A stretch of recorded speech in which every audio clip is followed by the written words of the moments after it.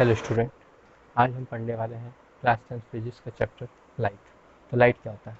Light जो होता है वो हमेशा ट्रैवल करता है एक स्ट्रेट लाइन पे। लाइट हमेशा ट्रैवल करता है एक स्ट्रेट लाइन में, ठीक है। और लाइट क्या करता है? लाइट हमारे जो देखने का सेंस है किसी ऑब्जेक्ट को वो इनेबल करता है। हम किसी भी चीज़ को देख पाते हैं लाइट की वजह से। अगर लाइट ना होगी हम किसी भी चीज़ को देख नहीं पाएंगे। तो हमारे जो देखने का जो सेंस है, हमारा जो देखने का सेंस है किसी भी चीज़ को, वो इनेबल कौन करता है? वो हमेशा लाइट इनेबल करता है।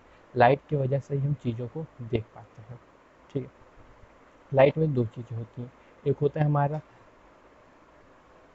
रिफ्लेक्शन, एक होता है हमारा रिफ्लेक्शन, एक होता है हमारा रिफ्रैक्शन, ठीक है। एक होता है हमारा रिफ्लेक्शन, एक होता है हमारा रिफ्रैक्शन, ठीक है। तो अभी हम सबसे पहले पढ़ेंगे रिफ्लेक्शन के बारे में, उसके बाद हम लोग पढ़ेंगे रिफ्रैक्शन के बारे में। तो सबसे पहले हम लोग देखते हैं रिफ्लेक्शन क्या होता है, ठीक है।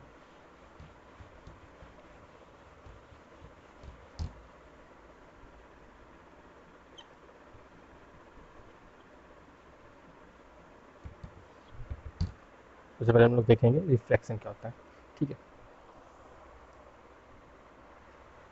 रिफ्लेक्शन में किसी कहते हैं coming back of a light ray to the same medium when they fall on a surface, ठीक।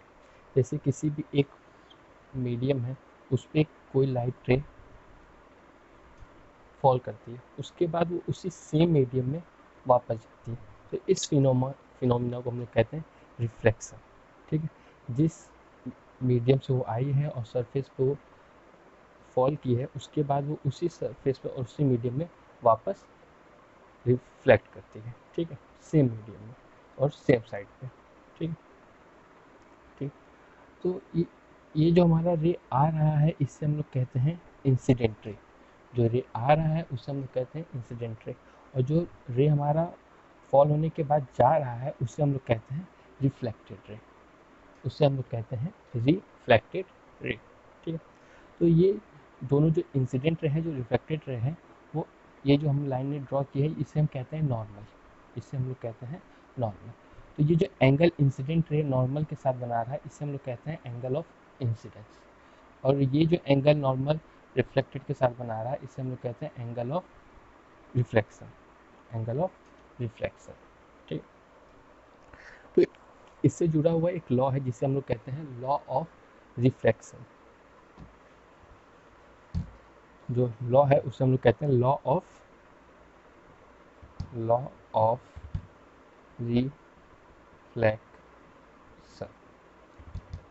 Law of reflection. Law of reflection क्या कहता है?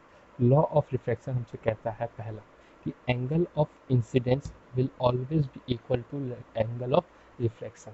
तो जितना हमारा एंगल इंसिडेंस का होगा उतना ही हमारा एंगल रिफ्लेक्शन का होगा, ठीक है। अगर मेरा एंगल ऑफ इंसिडेंस 30 डिग्री है तो मेरा एंगल ऑफ रिफ्लेक्शन भी हमेशा 30 डिग्री ही होगा।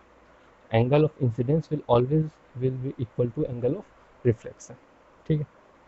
सेकंड पॉइंट ही हमसे कहता है कि जो इंसिडेंट रे है, जो रिफ्लेक्टेड रे है और जो नॉर्मल है, वो वो तीनों एक ही पॉइंट पे लाई करेंगे, वो तीनों एक ही पॉइंट पे लाई करेंगे at the point of incident and reflected normal रे all will lie to the same point, to the same point। ये सारी चीज़ें लाई करेंगे वो एक ही पॉइंट पे लाई करेंगे। इंसिडेंट रे, रिफ्लेक्टेड रे और नॉर्मल रे। जैसे हमारा एक ये सरफेस है, इसमें मेरा इंसिडेंट रे आ रही है और वो इस पर जब फॉल हो रही है उसके बाद वो जा रही है, और ये हमारा नॉर्मल है। तो ये जो मेरा इंसिडेंट रे है, रिफ्लेक्टेड रे है और नॉर्मल है, ये तीनों मेरा एक ही पॉइंट पे लाई करते हैं, ठीक है। नेक्स्ट,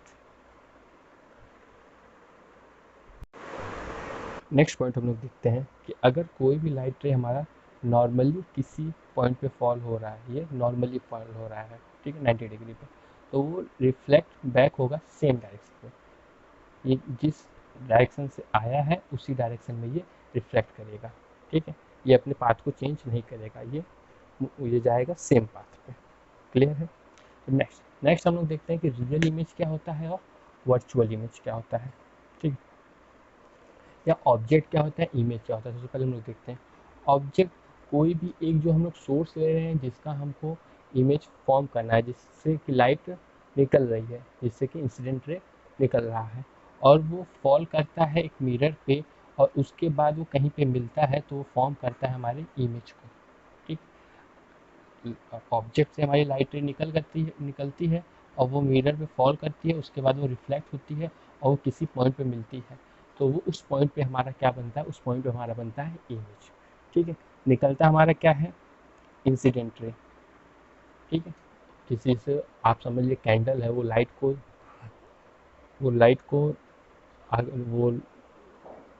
प्रोड्यूस कर रही है। जब वो लाइट को प्रोड्यूस करती है तो लाइट फॉल करती है किसी भी एक मिरर पे। जब वो किसी एक मिरर पे फॉल करेगी तो उसके बाद वो लाइट रिफ्लेक्ट करेगी, तो ये जब रिफ्लेक्ट करेगी तो किसी एक पॉइंट पे मिलेगी, तो जिस पॉइंट पे वो मिलेगी वहाँ पे वो एक इमेज को फॉर्म करेगा, ठीक है। तो ये इंसिडेंट रे हो गया, ये जब इस पर टकराई और टकरा के ये रिफ्लेक्ट की तो ये हमारा इमेज हो गया, तो ये हमारा रिफ्लेक्टेड रे हो गया है, ये हमारा इंसिडेंट रे हो गया। तो ऑब्जेक्ट जो होता है उससे हमारा इंसिडेंट रे निकलता है, और वो टकरा के जहाँ पे मिलता है वहाँ पे हमारा रिफ्लेक्टेड रे की वजह से मिलता है, ठीक। नेक्स्ट देखते हैं हमारा रियल इमेज क्या होता है और वर्चुअल इमेज क्या होता है। तो देखते हैं रियल इमेज।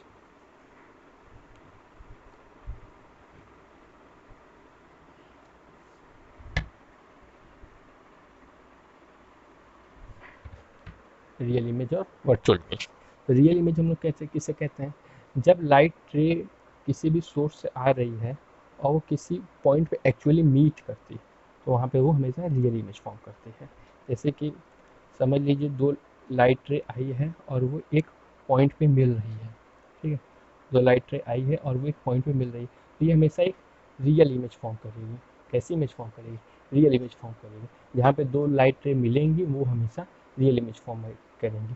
जब कोई भी लाइट रे कहीं पे मिलती नहीं है और ऐसा माना जाता है कि वो वहाँ पे मिलेगी, तो उससे हम लोग कहते हैं वर्चुअल इमेज। जैसे समझ लीजिए हमारा मिरर है, इस पे हमारा एक लाइट रे आई है और वो जा रही है, ठीक है, इस तरह से वो जा रही है। एक दूसरी लाइट रे आई है और वो वापस ऐसे जा रही है, और ये कहीं पे मिल रही है मिरर के पीछे, वो कहीं पे नहीं मिल रही है, तो इसे हम कहेंगे कि ये वर्चुअल इमेज। देखिए जैसे यहाँ पे ये लाइट रे हमारे पीछे मिल रही है, यहाँ पे मिल नहीं रही है और हम ऐसा मान रहे हैं कि यहाँ पे मिलेगी, तो यहाँ पे जो इमेज जो फॉर्म करती है उसको हम लोग कहते हैं वर्चुअल इमेज। और इस पॉइंट पे ये दोनों इमेज मिल रही हैं, दोनों रे मिल रही हैं, तो ये हमारा कैसा होगा, रियल इमेज होगा। यहाँ पे हमको रियल इमेज मिलेगा। और जहाँ पे दो लाइट रे कभी मिलती नहीं पर ऐसा माना जाता है कि वहाँ पे वो मिलेगी, जैसे इसको हम लोग अगर पीछे ले जाएंगे तो हम लोग ऐसा मान सकते हैं कि ये यहाँ पे मिलेगी, तो ये हमारा ऐसा वर्चुअल इमेज होता है। एक और एग्जाम्पल ले सकते हैं कि रियल इमेज को हमेशा किसी एक स्क्रीन पे हम लोग पा सकते हैं। जैसे कि एक कैंडल है, उसको हम लोगों ने मिरर के सामने रखा, तो और सामने हम लोगों ने एक स्क्रीन रखी, तो ये जो लाइट रे है उसकी जो इमेज है वो हम लोग स्क्रीन पे पा सकते हैं। ये हमको स्क्रीन पे इसकी इमेज मिलेगी। और कोई एक ऐसा मिरर होता है जिसपे लाइट रे टकराती है, और अगर अगर हमने उसके सामने स्क्रीन रखा भी है तो वो उस स्क्रीन पे वो लाइट रे पड़ेगी नहीं, ठीक है। ये टकराने के बाद ये लाइटें यहाँ पे आएगी, आगे जब हम लोग चलेंगे तो ये इसका और कॉन्सेप्ट हम लोग को समझ में आएगा कि मैं कहना क्या चाहता हूँ, ठीक है। जैसे ये लाइट यहाँ से आई है, फिर इस पर जब मिरर पे फॉल की है, उसके बाद वो किसी की स्क्रीन पे जाके मिल रही है, वहाँ पे हमको उसका इमेज मिलेगा। लेकिन कोई ऐसा मिरर होता है जिस पे लाइट फॉल करती है, तो अगर उसके सामने हम कोई एक स्क्रीन रखेंगे तो उसकी इमेज उस पर फॉर्म नहीं होगी।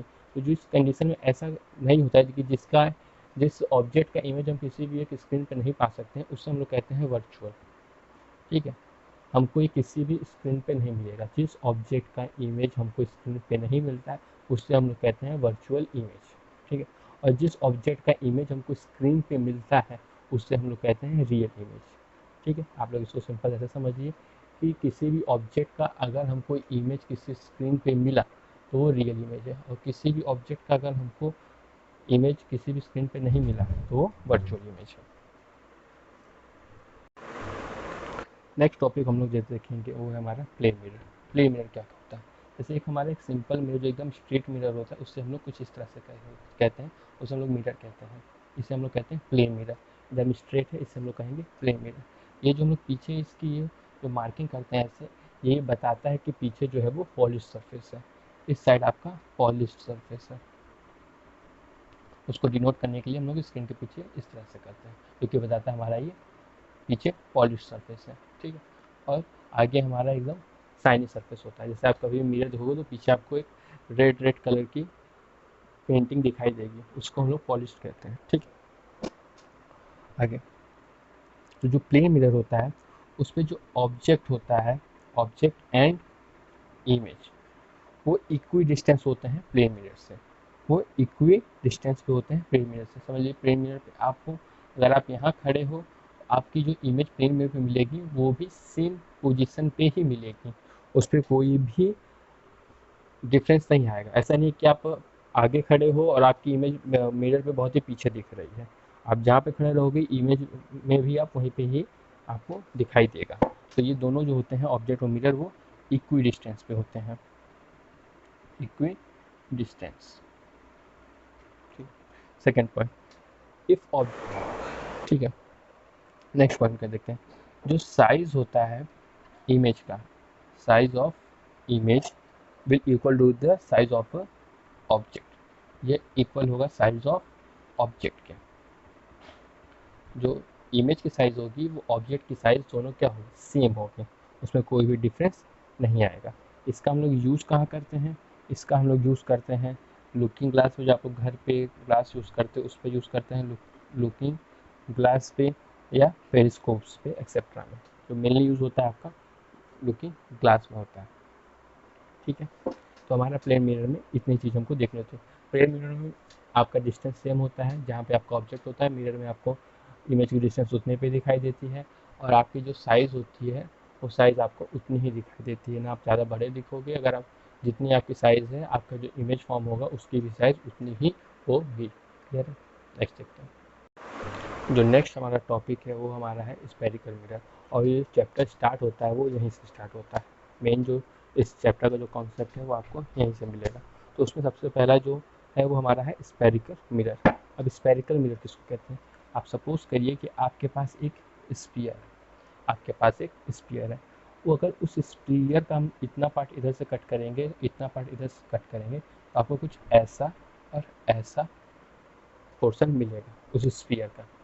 तो ऐसा जो मिरर को पाते हैं from the sphere, they are known as spherical mirror. इनका जो रिफ्रैक्टिव सरफेस होता है वो हमेशा क्या होता है, स्पेरिकल होता है। रिफ्रैक्टिंग सरफेस मीन्स कि अगर इंसिडेंट आई है, उस पर फॉल की है, तो उसके बाद वो जिस डायरेक्शन में वो जाएगी वो एक स्पेरिकल शेप के एक ऑब्जेक्ट पे फॉल करेगी, और वो वाकई में वो रिफ्लेक्ट करेगी, ठीक है। तो जो इनका रिफ्लेक्टिंग सरफेस होता है वो हमारा कैसा होता है, वो हमारा स्पेरिकल होता है, ठीक है। ये मिरर है तो हमको इस साइड क्या करना पड़ेगा, इसको पॉलिश करना पड़ेगा, ठीक है। तो स्पेरिकल सरफेस, जो स्पेरिकल मिरर होते हैं वो दो टाइप के होते हैं। जो हमारा स्पेरिकल मिरर होता है वो हमारा दो टाइप का होता है। सबसे पहला हमारा होता है कॉनकेव मिरर, इसे हम लोग कहते हैं कॉनकेव मिरर, ठीक है। इस तरह हम इसके पीछे इसको पॉलिश करेंगे, तो इसका जो रिफ्लेक्टिव सरफेस होता है, जो रिफ्लेक्टिंग सरफेस होता है वो इनसाइड होता है। तो हमारा लाइट रे आएगी वो इस पर फॉल करेगी और पास करेगी, ठीक। इसका जो रिफ्लेक्टिंग सरफेस होता है वो कहाँ होता है, इनसाइड, इनसाइड होता है, कॉनकेव। इसे हम लोग कहते हैं कॉनकेव मिरर, ठीक है। इसका जो रिफ्लेक्टिंग सरफेस होता है वो हमारा इनसाइड होता है। आप ये समझिए केव, ये गुफा की तरह है ना, गुफा की तरह है, इसलिए हम लोग इसको कहेंगे कॉनकेव मिरर, ठीक है। नेक्स्ट, जिसका जिस स्फेरिकल मिरर का सरफेस, जो रिफ्लेक्टिंग सरफेस होगा वो आउटसाइड होगा, ठीक है। देखिए हमने जो इसको पॉलिश किया वो किस साइड किया है, इन साइड पॉलिश किया, और इसका जो रिफ्लेक्टिंग सरफेस है वो किस साइड है, वो आउटर साइड है। तो इस तरह के मिरर को हम लोग कहते हैं कॉन्वेक्स मिरर, इसे हम लोग कहते हैं कॉन्वेक्स मिरर, जिसका रिफ्लेक्टिंग सरफेस आउटसाइड होता है एक स्फेरिकल सरफेस के, उसे हम लोग कहते हैं कॉन्वेक्स मिरर, और जिसका रिफ्लेक्टिंग सरफेस इनसाइड होता है उसे हम लोग कहते हैं कॉनकेव मिरर। ठीक है, अंदर की तरफ जो होगा उससे हम लोग कहेंगे कॉनकेव मिरर, कॉनकेव मिरर, और जो बाहर की तरफ होगा उससे हम लोग कहेंगे कॉन्वेक्स मिरर। क्लियर है? नेक्स्ट, अब इसमें कुछ टर्म्स रिलेटेड है हमारे स्फेरिकल मिरर से, हम लोग उसे देखते हैं। अब हम देखते हैं जो हमारे को जो टर्म्स रिलेटेड है हमारे स्फेरिकल मिरर से, हम लोग उसको देखते हैं। तो जो सबसे पहला टर्म हमारा है वो है हमारा पोल। अब पोल क्या होता है? पोल, जैसे ये हमारा एक स्फेरिकल मिरर है, ये हमारा कौन सा मिरर है? कॉनकेव मिरर है, और ये हमारा कौन सा मिरर है? कॉन्वेक्स मिरर है। जो रिफ्लेक्टिंग सरफेस है वो इनसाइड है, जो रिफ्लेक्टिव सरफेस है वो आउटसाइड है एक स्फीयर का।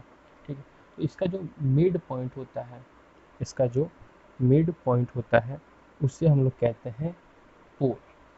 इसका जो मिड पॉइंट होगा उससे हम लोग कहेंगे पोल। ठीक है, mid point of the reflecting surface is known as pole, और इसको हम लोग डिनोट करते हैं पी से। ठीक, नेक्स्ट है हमारा centre of curvature, centre of curvature. अब सेंटर ऑफ कर्वेचर क्या होता है? सेंटर ऑफ कर्वेचर, सपोज करिए एक, अब हमारे पास ये कॉनकेव मिरर है। ठीक है, जब हम लोग इसको लाइन ड्रॉ करेंगे तो कुछ इस तरह का स्फीयर हमको मिलेगा। ठीक है, हमारे पास जो ओरिजिनल पार्ट है वो है इतना ही, लेकिन हम लोगों ने ऐसा इमेजिन किया है कि जब हम लोग इसको ऐसे शेप देंगे तो एक स्फीयर की तरह सा फॉर्म बनेगा। इसका जो मिड पॉइंट होगा, जो इस स्फीयर का मिड पॉइंट होता है, उससे हम लोग कहते हैं सेंटर ऑफ कर्वेचर। ठीक है, जो उस इमेजिनरी स्फीयर का जो मिड पॉइंट होगा उसे हम लोग कहते हैं सेंटर ऑफ कर्वेचर। ठीक है, मतलब कि ये हमारा कॉनकेव मिरर है, और ये जो हमने यहाँ पे पॉइंट बनाया है जो सेंटर ऑफ कर्वेचर जिसको हमने नाम दिया है, वो सेंटर है ये पूरे एक स्फीयर का, जो हम लोग इमेजिन करते हैं एक इमेजिनरी स्फीयर जो हम लोग इमेजिन करते हैं, उसका जो मिड पॉइंट होता है उससे हम लोग कहते हैं सेंटर ऑफ कर्वेचर। ठीक है, नेक्स्ट है हमारा प्रिंसिपल एक्सिस। नेक्स्ट है हमारा प्रिंसिपल एक्सिस। प्रिंसिपल एक्सिस क्या होता है? सपोज करिए आपके पास एक कॉनकेव मिरर है, एक कॉन्वेक्स मिरर है, आप जो भी सपोज करिए। ठीक है, इसका जो मिड पॉइंट है उसे हम लोग पोल कहते हैं। ठीक है, अब इसका जो सेंटर ऑफ कर्वेचर होगा किस साइड होगा? कॉन्वेक्स मिरर का सेंटर ऑफ कर्वेचर क्या होगा? जो हम लोग इमेजिन करेंगे वो स्फीयर इस तरह से करेंगे, इसका जो सेंटर ऑफ कर्वेचर होगा वो मिरर के इस तरफ हो, जो रिफ्लेक्टिंग सरफेस होगा उसके पीछे होगा सेंटर ऑफ कर्वेचर। और कॉनकेव मिरर में इसका सेंटर ऑफ कर्वेचर कहाँ होगा? वो यहाँ पे होगा, और इसका पोल कहाँ पे होगा? यहाँ पे होगा। ठीक है, तो ये जो एक इमेजिनरी लाइन जो ये सेंटर ऑफ कर्वेचर और पोल को ज्वाइन करती है उससे हम लोग कहते हैं प्रिंसिपल एक्सिस। उससे हम लोग कहते हैं प्रिंसिपल एक्सिस। इमेज एक लाइन जो ज्वाइन करती है पोल और सेंटर ऑफ कर्वेचर को, उससे हम लोग कहते हैं प्रिंसिपल एक्सिस। क्लियर है? लाइन जो ज्वाइन करती है सेंटर ऑफ कर्वेचर और पोल को, उससे हम लोग कहते हैं प्रिंसिपल एक्सिस। और जो नेक्स्ट और इम्पॉर्टेंट पॉइंट है वो है हमारा फोकस। कि हमारा फोकस क्या होता है? सपोज करिए आपके पास एक कॉनकेव मिरर है। ठीक है, अब बीच में हमारा क्या है? प्रिंसिपल एक्सिस है। प्रिंसिपल एक्सिस को जिसको ज्वाइन किया, सेंटर ऑफ कर्वेचर को और पोल को। अब सपोज करिए कि इस पर एक लाइट रे इस तरह से आ रही है और एक लाइट रे इस तरह से आ रही है। ये जब इस पर फॉल करेंगी फिर रिफ्लेक्ट करेंगी और जाके दोनों पॉइंट एक दोनों रे एक पॉइंट पे मिलेगी, वो उससे हम लोग क्या कहेंगे? उससे हम लोग कहेंगे फोकस। जिस पॉइंट पे दो लाइट रे मिलती हैं उससे हम लोग कहते हैं फोकस। और ये फोकस हमेशा किस पे होता है? ये होता है प्रिंसिपल एक्सिस पे। जहाँ पे दो लाइट रे मिलती हैं उससे हम लोग कहते हैं फोकस। ओके, जहाँ पे दो लाइट रे मिलती है उससे हम लोग कहते हैं फोकस। ठीक है, और जो नेक्स्ट है वो हमारा है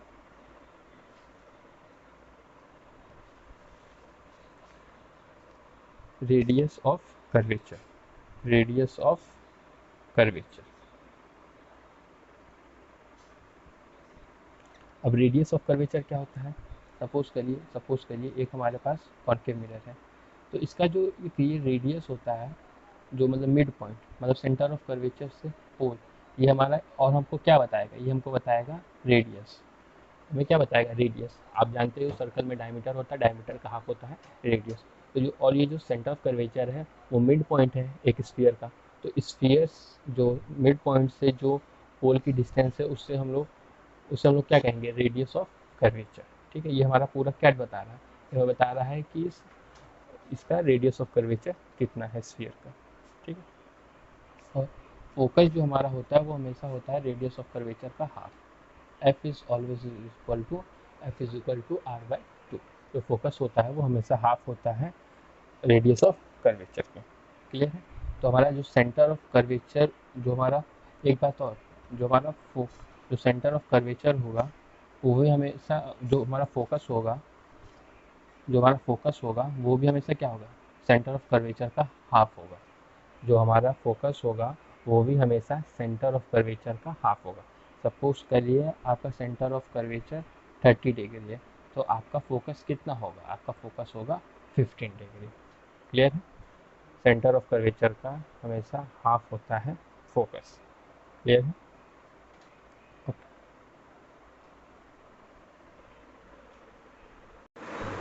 ओके स्टूडेंट, आज की क्लास यहीं पे होती है, ख़त्म होती है। नेक्स्ट वीडियो में हम लोग देखेंगे रे डायग्राम के बारे में, कि जो मिरर होते हैं, कॉन्वेक्स मिरर, कॉन्केव मिरर, उसमें जो रे डायग्राम होता है वो कैसे फॉर्म होता है। ठीक है, तो नेक्स्ट क्लास में हम लोग जो देखेंगे वो देखेंगे रे डायग्राम के बारे में।